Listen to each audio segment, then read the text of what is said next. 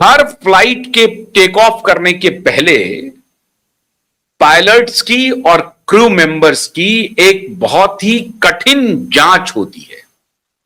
उस जांच को आप जब तक पास नहीं करते हैं, उसमें आप सही नहीं आते हैं, जो जांच के पैरामीटर्स हैं, तब तक आपको एंट्री नहीं दी जाती है।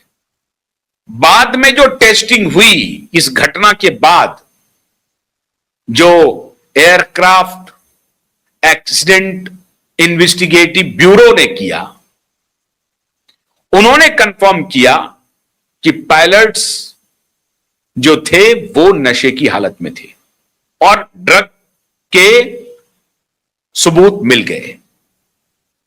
अब कितने घंटे पहले लिया उन्होंने? उस जिस जिस जिस सुबह में उनकी फ्लाइट है, उस रात भर वो पार्टी करते रहे थे क्या फुकेट में? अब जो फुकेट जाने वाले हैं वो पहले से ही समझिए कि अलर्ट रहिए कि आप पार्टी करके आते हैं और वहां ड्रग लेते हैं, और ड्रग के नशे में अगर पायलट्स आपके विमान को उड़ा रहा है तो आप हमेशा चौकन्ना रहिए कि क्या स्थिति हो सकती है। खैर, ये जांच फिर बाद में हुई है और जांच में यह कंफर्म हो गया है कि पायलट जो थे वो नशे की हालत में थे। इसका मतलब है कि जो साइको जांच होती है फ्लाइट टेक ऑफ के पहले, उसमें इनको क्लीन चिट दिया गया, उसमें अनुमति दी गई कि हां आप फ्लाइट उड़ाने के लायक हैं। इसका मतलब वहां मैन्युअली गड़बड़ी हुई, वहां की जो जांच थी वो गलत थी, या जांच में रिपोर्ट सही था, साइको टेस्ट पॉजिटिव था कि हां ये इनका जो इस मानसिक स्थिति है वो ऐसी नहीं है जिसमें ये फ्लाइट को उड़ा सकें, एयरक्राफ्ट उड़ा सकें। लेकिन उसके बाद भी उनको अनुमति दी गई कि आप फ्लाइट उड़ाने के लिए जाइए। इस बात को फिर छुपाया क्यों गया? अब यह कहा जा रहा है कि पूरा जो हाइड्रोलिक सिस्टम है वो पूरा फेल कर गया।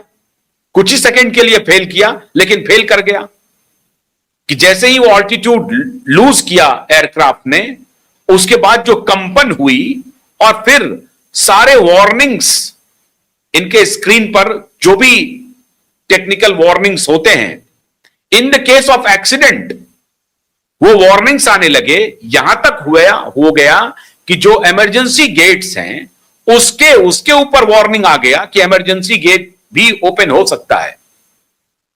अब आप इसी से अंदाजा लगाइए कि इमरजेंसी गेट तक पर वार्निंग आने शुरू हो गए कि वो स्थिति हो गई है जब इमरजेंसी गेट के खोले जाने की वार्निंग होती है। मतलब भाई अब फ्लाइट जो है वो क्रैश करने जा रहा है और अब जिनको बचना है, जो बच सकते हैं, वो कूद के जान बचा सकते हैं। ये इमरजेंसी गेट के ओपन होने की बात हो रही है। वहां तक भी अलर्ट शुरू हो गया। ऐसी स्थिति में कहा जा रहा है कि जो दूसरे पायलट थे उनकी फिर थोड़ी सी नींद खुली, तो उन्होंने किसी तरीके से इसको कंट्रोल करने की कोशिश की और भगवान की बहुत मेहरबानी थी, या सभी पैसेंजर्स के ये भाग्य कहिए कि ये कोई बड़ी घटना नहीं हुई और जो दूसरे पायलट थे, को पायलट ने किसी तरीके से कंट्रोल पाया एयरक्राफ्ट के ऊपर। अब इतनी बड़ी घटना, आपका हाइड्रोलिक सिस्टम फेल कर रहा है, आपके अन्य जो सिस्टम्स हैं उसमें खराबी आ रही है, मल्टीपल खराबी की बात हो रही है इस रिपोर्ट में, मल्टीपल। फिर एयर इंडिया ने जो अपनी पहली जांच की, प्रिलिमिनरी जांच, उससे क्या बोल दिया? कहा कि टर्बुलेंस था, सीवियर टर्बुलेंस था, और उस टर्बुलेंस की वजह से 300 फीट जो है एयरक्राफ्ट नीचे आ गया, अनकंट्रोल हो गया। यह बात झूठ साबित हुई। उसके बाद एयर इंडिया ने कभी यह स्वीकार नहीं किया कि उनके हाइड्रोलिक सिस्टम में प्रॉब्लम हो रही है और अन्य तकनीकी समस्याएं हो रही हैं उनके एयरक्राफ्ट में, कभी स्वीकार नहीं किया। फिर जब यह जांच पड़ताल हुई तो अब यह कहा जा रहा है कि भाई पायलट जो है नशे की हालत में था, यह फैलाया जा रहा है। अब दोनों में सच क्या है? यह नशेड़ी पायलट की वजह से 300 फीट आप नीचे आए हैं, या एयरक्राफ्ट में कोई सीवियर तकनीकी समस्या है जिसे एयर इंडिया पूरी तरह से अहमदाबाद क्रैश के बाद से बचा रही है? आपको याद होगा कि वाइब नेटवर्क ने वो ब्रेक किया था खबर, जब एयरक्राफ्ट के बारे में, एयरक्राफ्ट A320 के बारे में बोइंग कंपनी के ही व्हिसिल ब्लोअर जो थे, एक इंजीनियर जो थे, उन्होंने बाहर निकल के कहा कि चूंकि इनके पास कॉन्ट्रैक्ट ज्यादा हैं, एयरक्राफ्ट के सप्लाई के जो डिमांड हैं वो अधिक हैं, इनको सप्लाई ज्यादा करना है और मैन्युफैक्चरिंग ये कर नहीं पा रहे हैं, तो कई सेफ्टी मेजर्स से कंपनी कंप्रोमाइज कर रही है, समझौता कर रही है। व्हिसिल ब्लोअर ने पब्लिक में आकर के यह बात कही कि यह जान से खेला जाएगा, और आपने वो सारे एयरक्राफ्ट बेच दिए भारत में। और एक बार नहीं, कई बार ऐसी घटना हुई। एक बार तो एक एयरक्राफ्ट का जो व्हील है वो टेक ऑफ करते ही एक एयरक्राफ्ट का व्हील निकल गया, सिंगल व्हील पे, मतलब एक तरफ का सिंगल व्हील था, उस सिंगल व्हील पे लैंड कराया। मुंबई में सेफ लैंडिंग हो गई, ये भगवान की असीम कृपा रही कि सिंगल व्हील पे सेफ लैंडिंग हो गई, लेकिन टेक ऑफ करते ही एक व्हील निकल गया। अब इस तरह की घटनाएं घट रही हैं और इसको दुरुस्त करने के बजाय पूरे मुद्दे को हाइड किया जा रहा है, छुपाया जा रहा है, किसी को सच पता नहीं चल पा रहा है। नशे में पायलट्स थे या एयरक्राफ्ट की मेजर तकनीकी फॉल्ट्स थे, स्पष्ट नहीं हो रहा है। 300 फीट नीचे प्लेन आ गई, उसके बाद या 300 फीट आने के दौरान 3-4 सेकंड के लिए सब कुछ बंद हो गया और इसीलिए वो ऑल्टीट्यूड लूज किया। जब ऑटोमेटिक क्रूज में चल रहा है प्लेन, उसके बाद वो अपना ऑल्टीट्यूड लूज करता है, तो क्या उसी वक्त 3.5 सेकंड के लिए सब कुछ बंद हो गया, हाइड्रोलिक सिस्टम काम करना बंद कर दिया? और अगर काम करना बंद हो गया तो पायलट सोए चाहे जगे, उससे क्या लेना देना है? यह हो सकता है कि हां इस बीच में कोई टर्बुलेंस आया, वो देख नहीं पाए, लेकिन ऐसा भी नहीं होता है। अगर ऑटोमेटिक है तो वो तो तब आप क्रूज पे जाते हैं जब आपको लगता है कि जो एरिया है, जो पाथवे है, वो पाथवे बिल्कुल क्लीन है, कोई सामने हिंड्रेंस नहीं है। 100 किलोमीटर तक, 200 किलोमीटर तक, 300 किलोमीटर तक कोई टर्बुलेंस की कोई संभावना नहीं है, तब आप ऑटोमेटिक क्रूज में चले जाते हैं। तो क्या इनको अंदाजा नहीं था और तब तक नींद लग गई कि 200 किलोमीटर, 300 किलोमीटर कुछ नहीं है, चलो आराम से चलते हैं फिर देखते हैं? ऐसा हो गया क्या?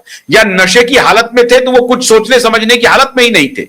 और अगर ऐसी स्थिति थी उनकी, तो वो psycho test on the airport कैसे क्वालिफाई किया? ये सबसे बड़ा सवाल तो ये है। बाद में अगर इस बात की पुष्टि हो रही है कि हां वो ड्रग के प्रभाव में थे, नशे के प्रभाव में थे, तो जब एंट्री हो रही थी, पहली इंक्वायरी हो रही थी, पहली पड़ताल से उनको गुजरना पड़ रहा था, तो वहां वो बच कैसे गए, निकल कैसे गए? यह सबसे बड़ा सवाल है। इसीलिए एयर इंडिया की बातों पर अब किसी को भरोसा नहीं है।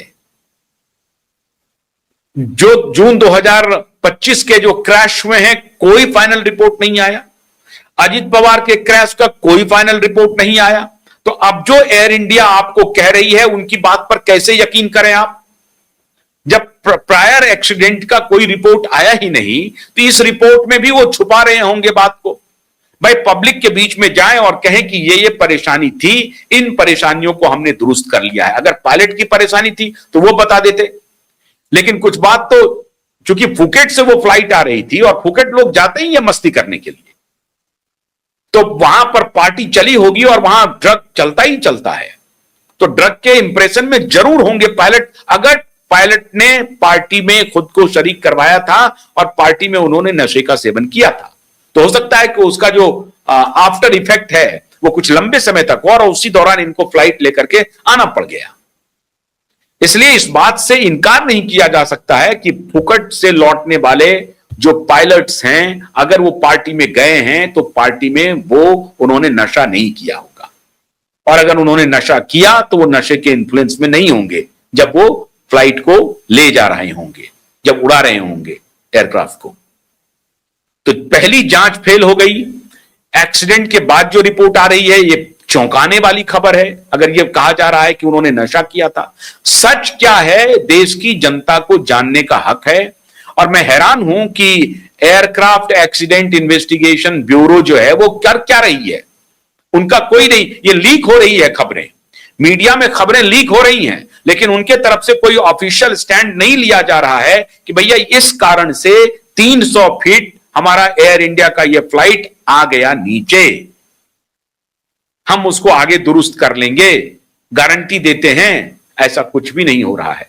तो साहब, ऐसा लगता है कि एयर इंडिया पर चढ़ना आप अपने जीवन को खतरे में डालने जैसा लग रहा है। अगर एयर इंडिया ने दुरुस्त नहीं किया तो उनकी साख खतरे में है, क्योंकि 2 घटनाएं हो रही हैं और साल भर के अंदर अगर इतनी बड़ी बड़ी घटनाएं होती हैं तो एयर इंडिया को निश्चित रूप से सोचना पड़ेगा। जो सच है उनको एयर इंडिया को बाहर लाना ही पड़ेगा। तो अगली बार जब आप यात्रा करते रहें तो एयर इंडिया के ऑफिशियल से जानने की कोशिश कीजिए। हालांकि वक्त तो रहता नहीं है, आप टिकट बुक करते हैं, चल पड़ते हैं, लेकिन यह बात जरूर है कि अगर एयर इंडिया का यही ऑपरेशन रहा तो लोग भरोसा खो देंगे। बहुत बहुत शुक्रिया। नमस्कार।